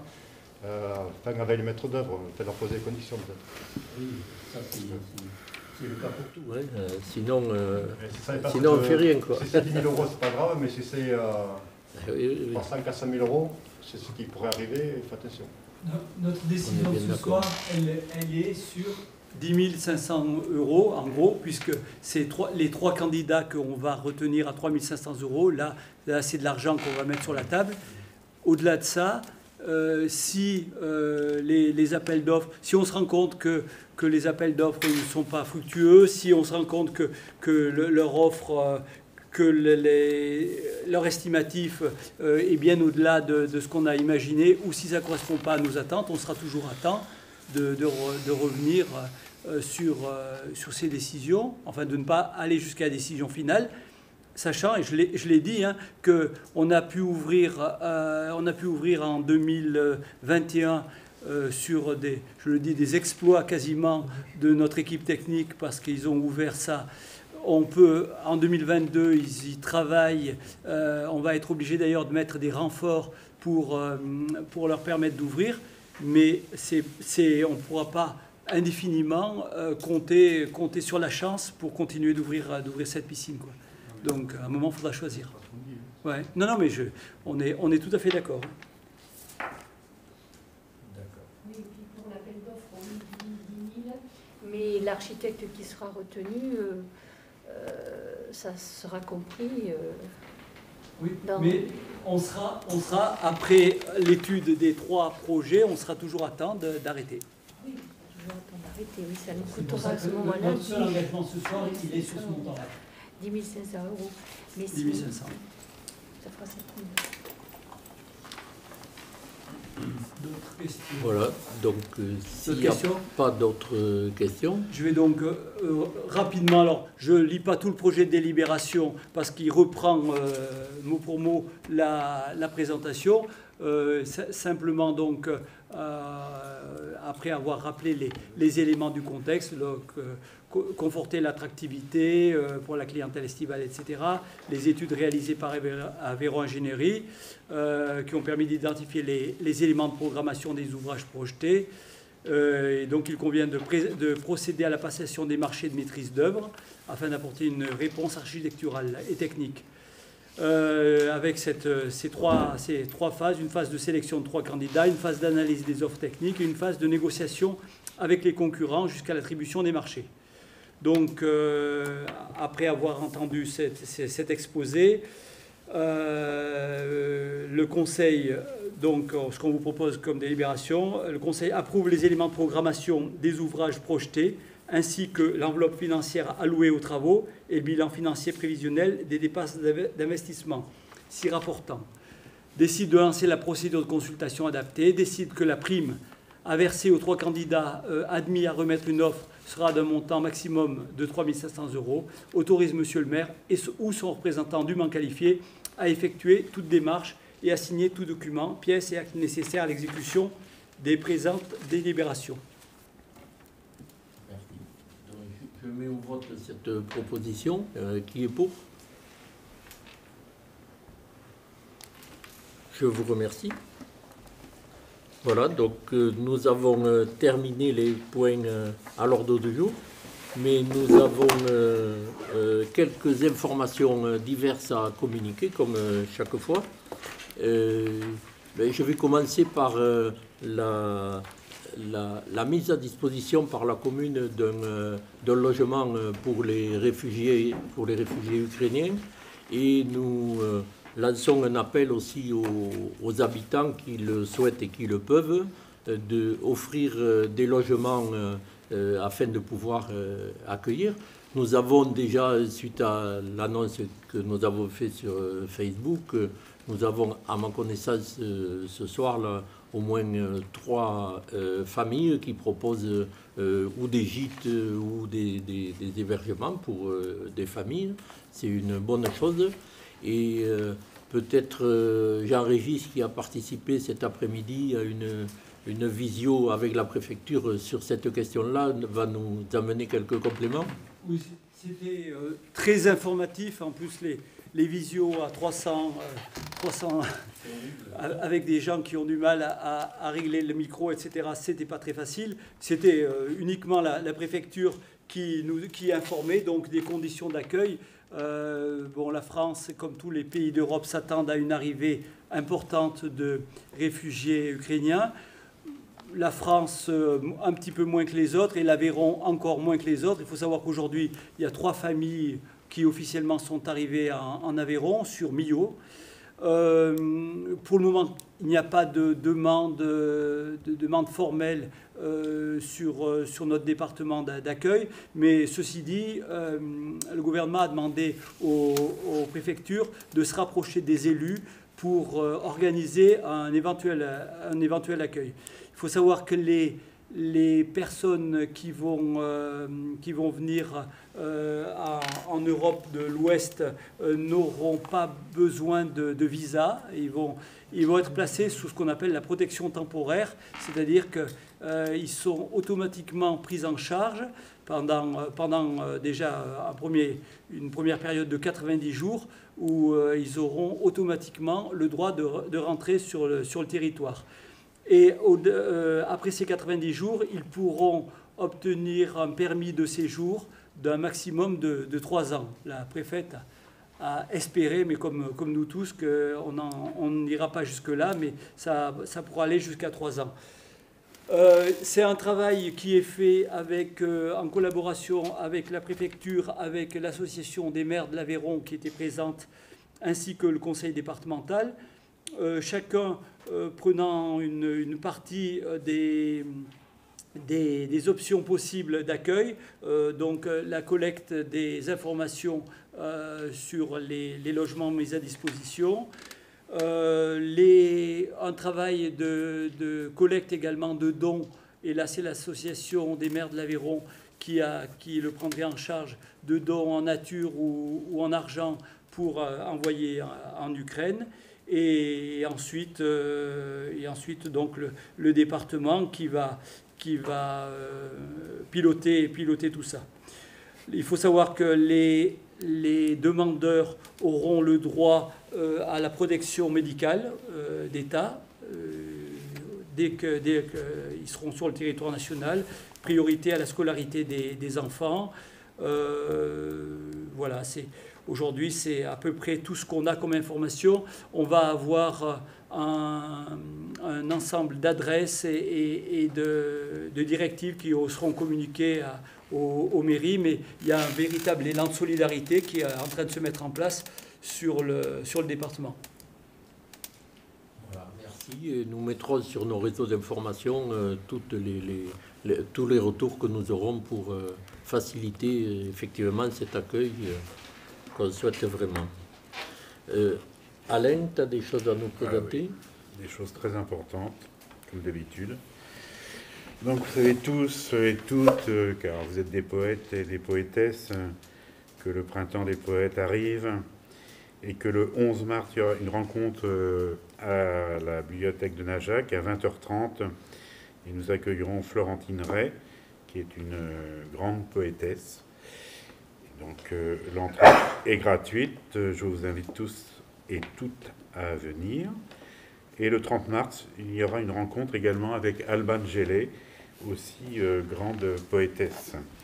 Et comme vous êtes tous des poètes, et ceux qui nous regardent aussi, il y a un concours gratuit de poésie jusqu'au 15 avril. Voilà. Allez-y, écrivez, envolez-vous. Très bien. Laurence, tu as des précisions à nous donner, des choses à nous annoncer? On avait voté une convention de mise à disposition d'un espace dédié à la petite enfance et à la parentalité. Et cet espace a pris forme et va être mis en service, on peut dire, et inauguré la semaine prochaine, la mercredi, le 9 mars. Donc il y aura le premier atelier le matin de 10h à midi, et à l'issue de cet atelier, il y aura donc l'inauguration à 12h. Sur place, donc c'est avenue de la Gare, c'est en face de la pizzeria, dans les locaux de l'ancienne école privée. Et donc tous les habitants sont invités à participer à cet événement et découvrir ce lieu. Donc mercredi 9 mars. Et voilà. Et en avril ou mai, il y aura une salle qui sera aussi inaugurée pour les jeunes, disons les ados et un peu plus âgés que ceux qui fréquenteront l'espace enfance-parentalité. Et on vous communiquera la date plus tard. Voilà. Merci. Pierre-Jean, tu avais des informations à nous donner? Oui, j'avais deux choses à présenter. Ce que vous avez pu voir là derrière, on a maintenant un grand écran, un vidéoprojecteur pour pouvoir projeter des films. Alors le vidéoprojecteur, pour l'instant, il est sur une table, mais il va être suspendu dès qu'on aura les câblages, parce que bien sûr, après, il faut tirer des lignes pour le raccorder aux éléments de projection. Voilà, enfin, là, il est installé vraiment depuis aujourd'hui. Il peut monter, descendre, se fermer. On a dû mettre, nous élus, la main à la pâte pour que ça arrive. C'est pour ça que Fabrice, il ne dit plus rien parce qu'il est épuisé. Mais bon, voilà, c'était le premier élément. Le deuxième élément, c'est que depuis quelque temps, on travaillait sur le nouveau logo de Najac. Voilà. Alors ça, c'est la version couleur. Alors, vous l'avez peut-être déjà vu sur certaines affiches, où on l'a mis sur la plaque pour l'arbre de la laïcité. Il est monochrome, donc il sera utilisé soit en couleur comme ça, soit de façon monochrome, bien sûr en noir et blanc sur peut-être pas mal de documents. Voilà. Donc maintenant, il va commencer à apparaître sur les documents de la mairie. Merci. Et Suzanne Juste, va nous parler de choses intéressantes. Pardon, je peux juste rebondir sur le... Il se réveille. Non, mais sur l'écran, mais je pense qu'on peut préciser aussi que les associations pourront l'utiliser pour de la projection. D'ailleurs, pour information, il y a une projection demain soir. Ce sera la première avec cet écran. Et puis ça donnera suite à des projections régulières tous les mois avec le ciné sous l'étoile. Et ensuite, toute association qui voudra, ou habitant qui voudra projeter aussi des films dans la salle pourra le faire. Donc on a... avec un nouveau système son, on a quasiment un cinéma à Najac. Voilà. Juste, je voulais rebondir grâce à cet écran. Pardon. Voilà, donc c'était pour vous donner une information avec VVF et l'association Lambex. Donc c'est l'association nationale des villages et élus et collectivités de VVF. Donc, vous propose d'organiser des jumelages entre communes disposant d'un village VVF, bien sûr, pour accueillir dans les deux sens des familles qui ne partent pas en vacances. Donc, les périodes d'accueil sont la première semaine des vacances scolaires d'été, c'est-à-dire entre le 9 et le 16 juillet, et du 20 au 27 août. Donc, VVF met un budget de 30 000 € qui a été voté par le conseil d'administration. Et Vacances Ouvertes, donc, qui est partenaire historique de VVF, propose également d'aider les familles en accordant une aide de 30 € par personne pour le transport. Et les autres frais, bien sûr, la restauration, c'est à la charge des familles. C'est uniquement des appartements en location. Donc les critères pour déterminer les familles, il faut un quotient familial inférieur à 900 €. Il faut que des familles soient jamais parties en vacances ou du moins qui ne sont pas parties depuis 5 ans. Ils mettent 5 ans, bon après c'est suivant la demande aussi peut-être. Et ça peut être aussi une famille monoparentale. Ensuite, l'intérêt c'est qu'au retour de leurs vacances, ils puissent parler de VVF, bien sûr, et de comment ils ont vécu leur séjour, enfin qu'il y ait un peu de publicité autour, et qu'ils parlent surtout du village où ils ont été. Donc voilà, et donc ce sera... Najac va participer. On ne sait pas encore avec quel village on va pouvoir être jumelé, de quel village on pourra accueillir la famille qui viendra à Najac. Mais bon, normalement, on devrait... nous, il faudra qu'on détermine aussi qu'on trouve une famille de Najac et d'ici le mois d'avril. Voilà. D'accord. Merci. Jean-Régis. Si je peux me permettre,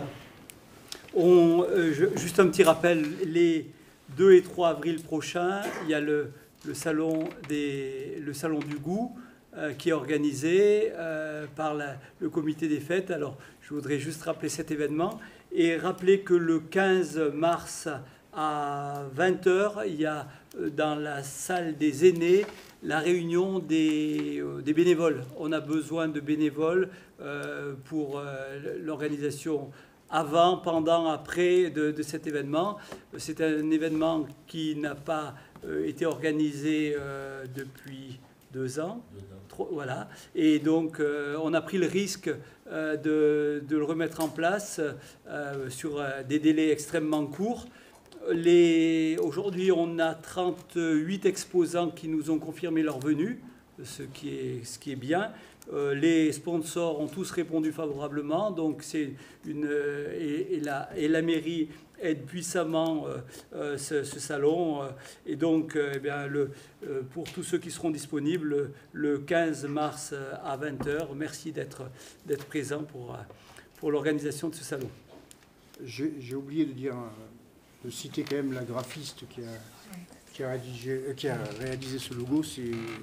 Elle s'appelle Élodie Danet, elle habite à Bordeaux.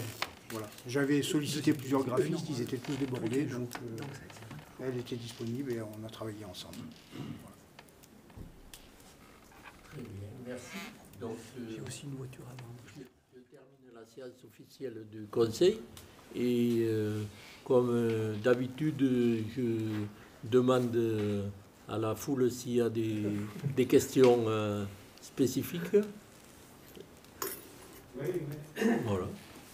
Bonsoir, monsieur Dame. Bonsoir. J'aurais voulu savoir, d'après les réunions que vous avez eues avec des personnes intéressées par l'EVF Mergieux, quel est le devenir de ce site à l'heure actuelle? Alors, vous avez des propositions? Le devenir du VVF, on ne peut pas répondre aujourd'hui puisque rien n'a été encore décidé. Disons, il y a eu une première phase d'études et de réflexion, et suite qui a donné lieu d'ailleurs à un appel à manifestation d'intérêt sur lequel nous avons eu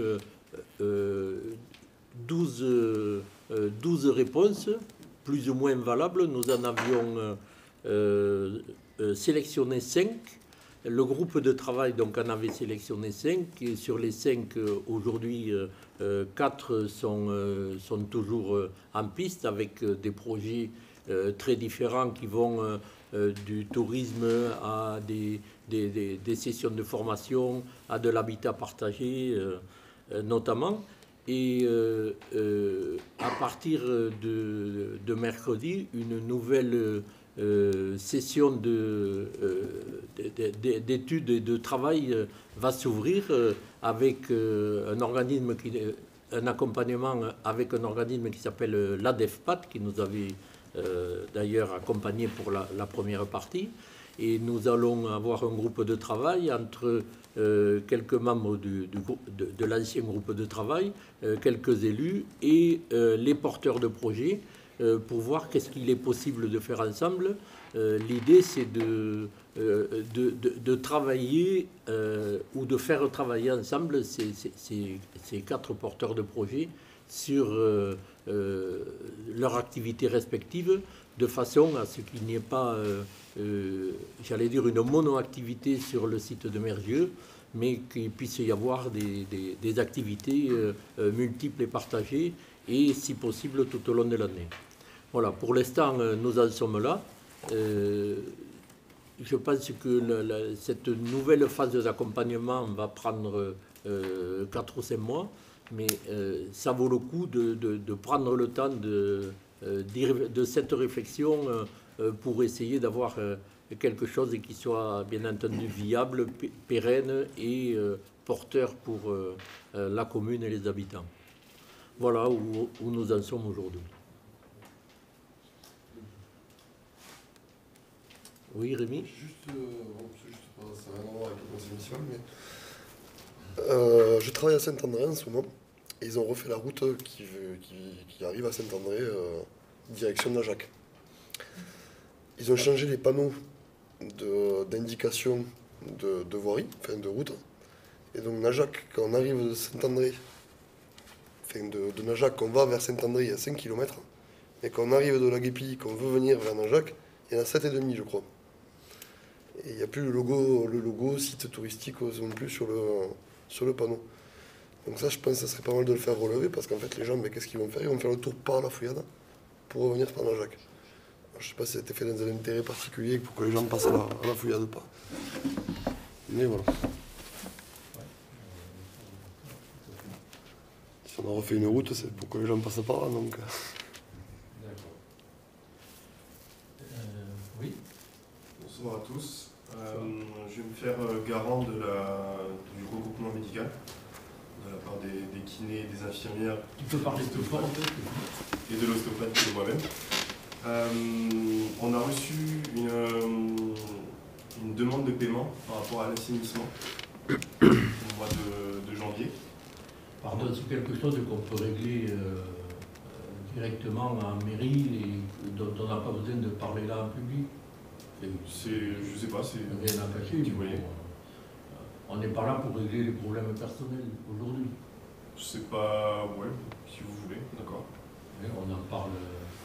Après, alors, une deuxième interrogation. Depuis juillet 2020, on a demandé plusieurs fois de paraître dans le nage à Gol. Et donc là, on est en mars 2022. Qu'est-ce qu'il en est? Enfin, moi, je m'occupe du nage à Gol, j'ai jamais eu de demande directe. Hein, donc, j'ai jamais eu de demande du tout. On avait parlé déjà en commission santé, qui avait été noté sur un cahier, et c'était pour ça.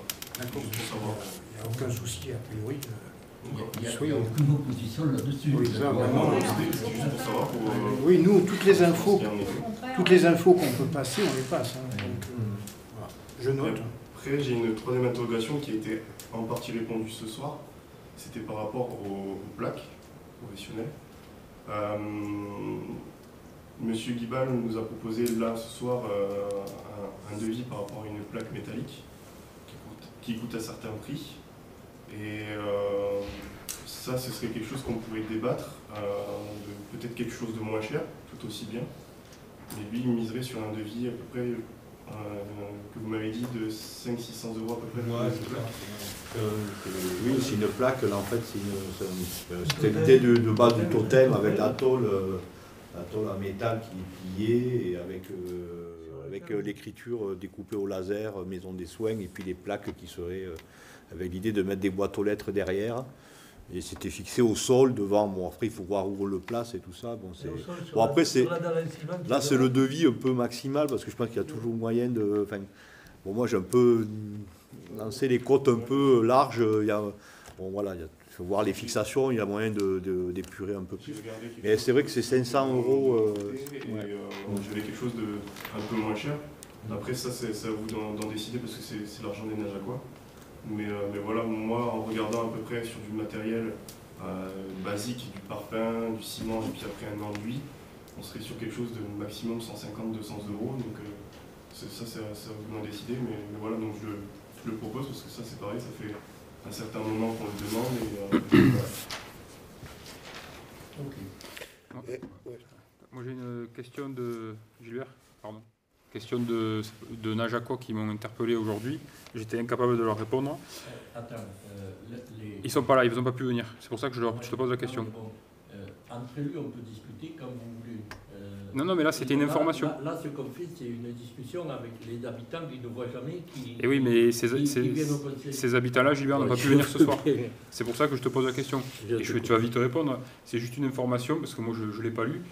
Certains ont lu la semaine dernière dans Centre Presse Aveyron et La Dépêche, donc que tu avais donné ton parrainage au candidat Jean-Luc Mélenchon. Je n'ai pas pu leur répondre, je voulais savoir quel était le cas, si c'était le cas ou pas. Oui. J'ai usé mon... J'ai pas lu La Dépêche la semaine dernière. J'ai usé de mon...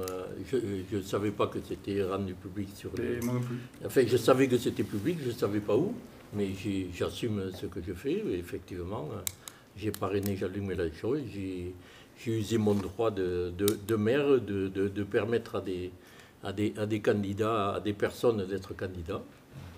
Voilà, et j'assume, il n'y a pas de problème. Très bien. Mais écoutez, je clôture cette séance du Conseil.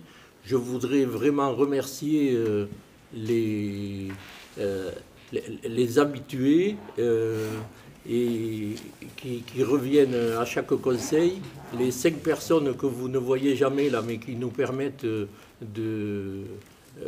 d'enregistrer, de filmer et de retransmettre nos séances. Vraiment un grand merci. Et un jour, il faudra que vous passiez à votre tour un peu devant les caméras. Voilà. Merci. Bonne soirée à tous.